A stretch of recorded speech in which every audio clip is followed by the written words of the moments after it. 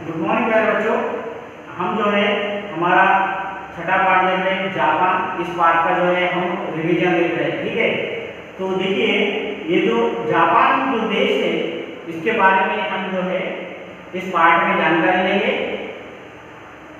तो ये जो जापान देश है ये एशिया महाद्वीप में जो है जापान एक ऐसा देश है जो कि चारों ओर जो है समुद्र से घिरा हुआ है।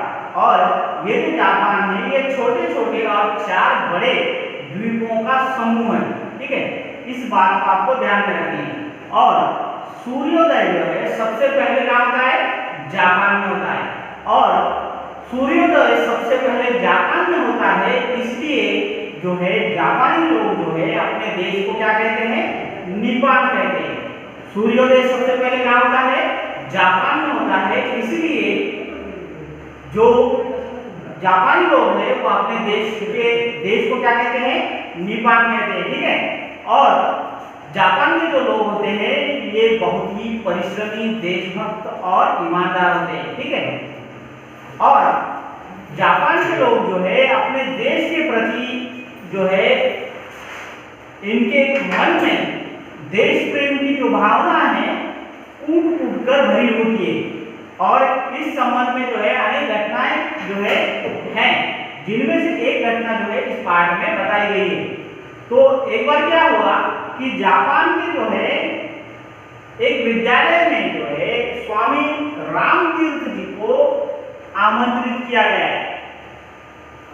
और स्वामी रामतीर्थ जी जो है वहां पर पहुंचे हैं। उन्होंने विद्यालय के एक विद्यार्थी से जो है उन्होंने प्रश्न पूछा, तुम किस धर्म को मानते हो? जब स्वामी रामतीर्थ जी जापान गए, एक विद्यालय की तरफ से जब न्योता आया उन्हें, तब जो है उस विद्यालय में पहुंचने के बाद स्वामी रामतीर्थ जी ने जो है उस बच्चे से प्रश्न पूछा है, तुम किस धर्म को मानते हो? उस बच्चे ने बड़ी सरलता से जो है निर्भीक होकर बिना डरे कहा कि मैं बौद्ध धर्म को मानता हूँ। तब जो है स्वामी जी ने फिर से उसे अगला प्रश्न पूछा, बुद्ध के बारे में तुम क्या जो है सोचते हो? तब जो है उस विद्यार्थी ने कहा कि महात्मा गौतम बुद्ध जो है वो तो हमारे भगवान है, मैं उनका सम्मान करता हूँ, आदर करता हूँ। फिर उस विद्यार्थी ने जो है जापानी प्रथा के अनुसार भगवान गौतम बुद्ध को जो है प्रणाम किया है।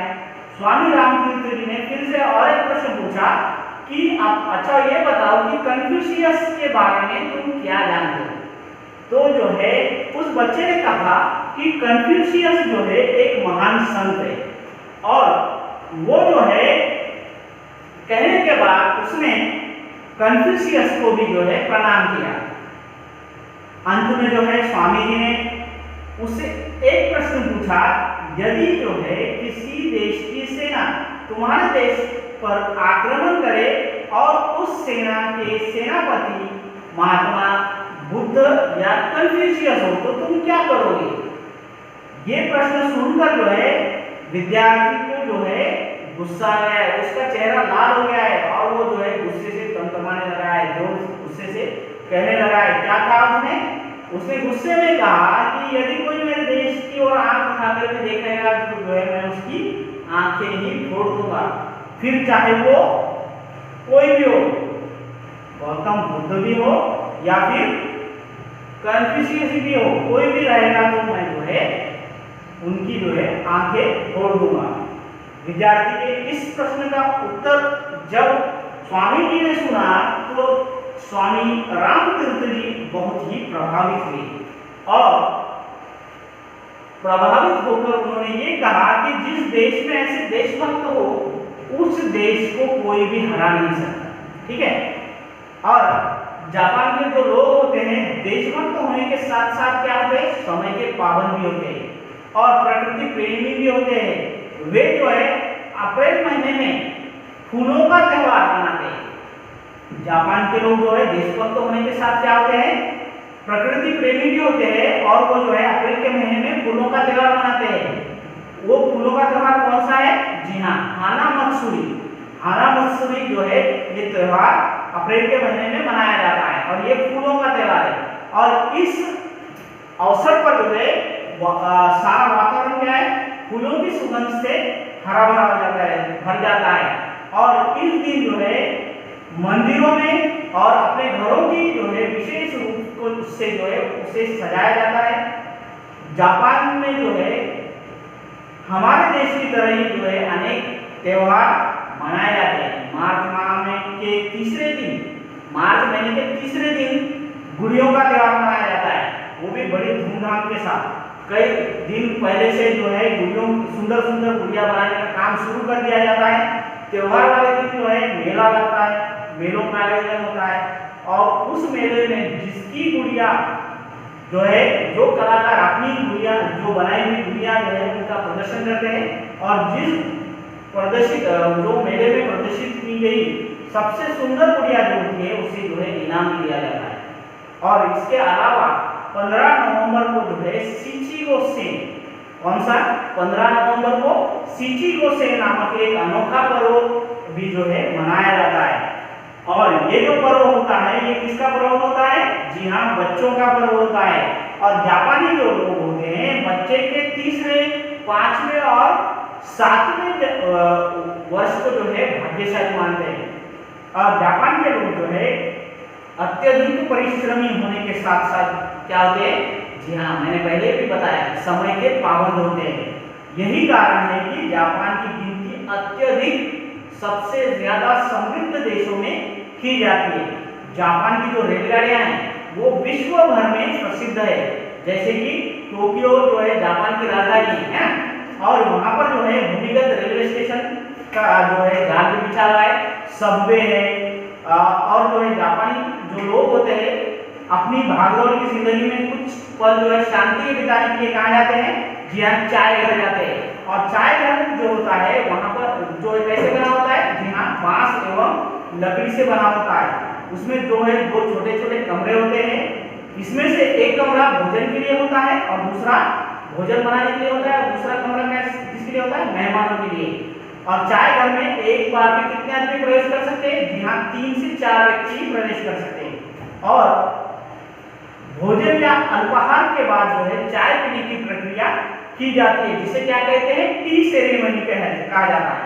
और किमोनो ये जो है जापानी जो है परंपरागत पोशाक है। जापान की परंपरागत पोशाक कौन सी है? जी हाँ, किमोनो जो है जापान की परंपरागत पोशाक है। किमोनो जापान की परंपरागत पोशाक है। और आजकल जो है जापानी लोग जो है अलग अलग रंग जो कपड़े भी जो है पहनने लगे। जापानियों का प्रिय भोजन क्या है बताइए? जी हाँ, चावल, मछली, फल और सब्जी ये जो है जापान के लोगों का प्रिय फल है। जापान में जो है हमेशा क्या आते रहते हैं? भूकंप आते रहते हैं। इसलिए जो है जापान के लोग जो है लकड़ी के घर बनाते हैं और वो जो है अपने घरों को जो है रंग बिरंगे कागजों से जो है सुंदर चित्रकारी कर जो है उसे सुंदर चित्रकारी करते हैं। और उसके साथ जो है जापान की जो एक मुख्य विशेषता क्या है मालूम है? कि जापानी लोग जो है अपनी मातृभाषा बोलते हैं। माना जाता है कि 99% जो है जापानी लोग जो है अपनी मातृभाषा बोलते हैं और पढ़ते हैं, लिखते हैं और समझते भी हैं। बच्चों जो ये जो पाठ है इसमें जापानियों के जीवन से हमें शिक्षा मिलती है। क्या शिक्षा मिलती है? कि परिश्रम और समय की पाबंदी से जो है हम अपने जीवन को सुखमय और देश को समृद्ध बना सकते हैं। ये जो है इस पाठ से हमें शिक्षा मिलती है। ठीक है, तो अब देखिए इस पाठ का जो अभ्यास कार्य है वो देखेंगे। तो देखिए अभ्यास कार्य में कुछ प्रश्न हैं जो कि आपको करने हैं।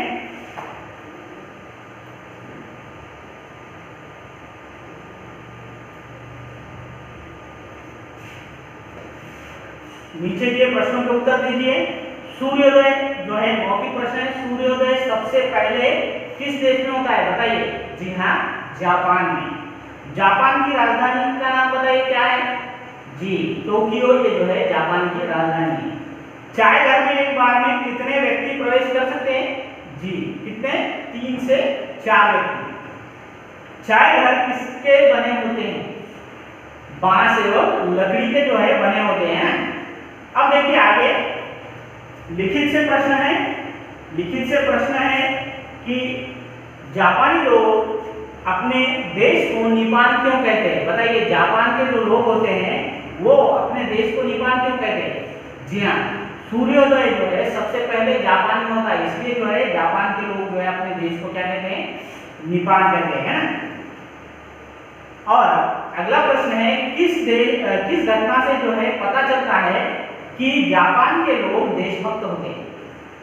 हाँ, जब जो है स्वामी रामतीर्थ ने एक विद्यार्थी से पूछा कि यदि किसी देश की सेना तुम्हारे देश पर जो है आक्रमण कर दे और उस देश की सेना के सेनापति महात्मा बुद्ध या कन्फ्यूशियस हो तो तुम तब क्या करोगे? तब जो है ये बात सुनकर उस विद्यार्थी को गुस्सा आ गया और उसने ये कहा कि यदि कोई मेरे देश की ओर आंख उठाकर भी देखेगा तो मैं उसकी आंखें ही फोड़ दूंगा, चाहे बुद्ध हो या कन्फ्यूशियस, है ना। और अगला प्रश्न है, जापानी लोग फूलों का त्योहार कब और कैसे मनाते हैं? बताइए। जी हाँ, जापानी लोग जो है फूलों का त्योहार, कौन सा है उनका फूलों का त्योहार? हाना मत्सुरी, अप्रैल के महीने में मनाते हैं। और इस दिन वो जो है मंदिरों और अपने घरों को विशेष रूप से क्या करते हैं? सजाते हैं। अगला देखिए प्रश्न, जापान की गिनती अत्यधिक समृद्ध देशों में क्यों की जाती है? बताइए। जी हाँ, जापान के लोग जो है अत्यधिक परिश्रमी होने के साथ साथ क्या है? समय के पाबंद भी है ना, समय के पाबंद होते हैं, इसलिए जापान की गिनती अत्यधिक समृद्ध देशों में की जाती है। अब देखिए अगला प्रश्न,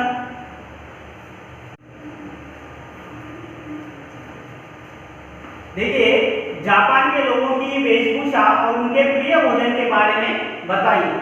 ये जो प्रश्न है तो इसका जवाब क्या है? जी हाँ, जापान की परंपरागत पोशाक कौन सी है? किमोनो। और आजकल जो है जापानी लोग जो है पश्चिमी वस्त्र भी पहनने लगे हैं। और जापान का प्रिय भोजन क्या है जापान के लोगों का? जी हाँ, उनका प्रिय भोजन है चावल, मछली, फल और सब्जी। ठीक है। अब देखिए अगला प्रश्न, सही उत्तर चुनकर सही का निशान लगाइए। हमें कुछ प्रश्न दिए गए हैं, उनके 3 उत्तर दिए गए हैं पर्याय में, उसमें से जो सही है उस पर सही का निशान लगाना है। तो देखिए प्रश्न है, जापान में गुड़ियों का त्योहार कौन से महीने में मनाया जाता है? बताइए, मार्च में, अप्रैल में या मई में? जी हाँ, मार्च के तीसरे दिन जो है क्या जाता है? गुड़ियों का त्योहार मनाया जाता है। आगे देखिए, जापान में इनमें से कौन सा बच्चों का पर्व है? बताइए, जापान में इनमें से कौन सा बच्चों का पर्व है? हाना मत्सुरी, शिचिगोसेन या सबवे? जी हाँ, शिचिगोसेन ये जो नवंबर के महीने में मनाया जाने वाला जो त्योहार है ये बच्चों का त्योहार है। ठीक है। आगे देखिए, जापानी कुछ पल शांति के बिताने के लिए कहाँ जाते हैं? टोक्यो जाते हैं, जो कि जापान की राजधानी है। किमोनो ये तो हो ही नहीं सकता क्योंकि ये तो जापान की परंपरागत पोशाक है। और चाय का कौन सा उत्तर है? जी हाँ, जापान के लोग जो है कुछ पल शांति के बिताने के लिए चाय घर जाते हैं। ठीक है। अब देखिए आगे,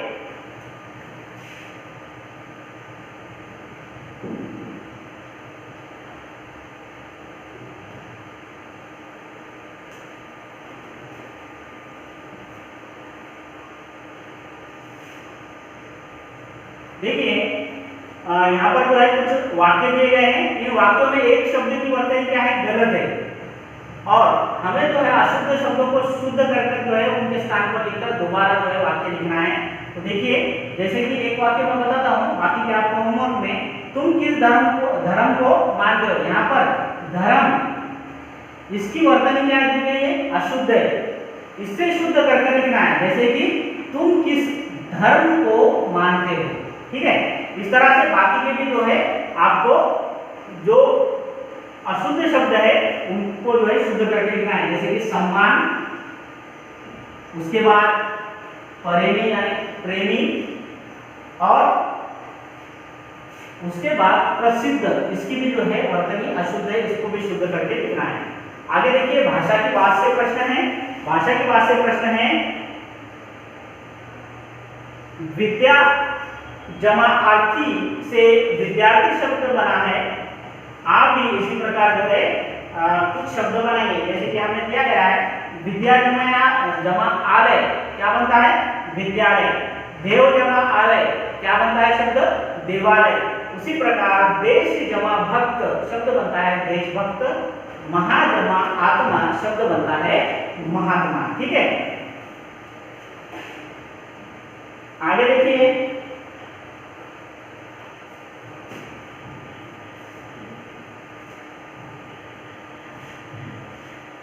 अगला प्रश्न है नीचे दिए वाक्यों में सही शब्द चुनकर लिखिए।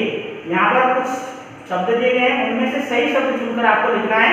तो देखिए वाक्य है मैंने माता पिता को रिक्त स्थान किया, क्या किया प्रणाम किया। ठीक है, तो लिखिए प्रणाम किया, यहाँ पर प्रणाम। अगले वाक्य में लगेगा कल मेरा परीक्षा परिणाम निकलेगा। ठीक है, आगे देखिए अगला वाक्य है हमें सदैव बड़ों का रिक्त स्थान करना चाहिए, क्या करना चाहिए सम्मान, है ना, सम्मान करना चाहिए। लड़का और लड़की एक रिक्त स्थान हैं, कैसे हैं समान हैं। प्रत्येक जापानी अपनी मातृभाषा बोलता है। ठीक है, मुझे मात्र एक पेंसिल चाहिए, है ना। इस तरह से ये वाक्य बन लिखेंगे। आगे देखिए सही स्थान पर विराम चिन्ह लगाकर वाक्य पढ़िए। ये जो है आपको जो है होमवर्क में इसके नीचे के सभी प्रश्न आपको होमवर्क में करने हैं। ठीक है, जैसे कि यहाँ पर कुछ समानार्थक शब्दों के मिलान भी करना है, ये भी आपको स्वयं करना है, ये आपका सभी होमवर्क है। ठीक है, और अंतिम प्रश्न देखिए,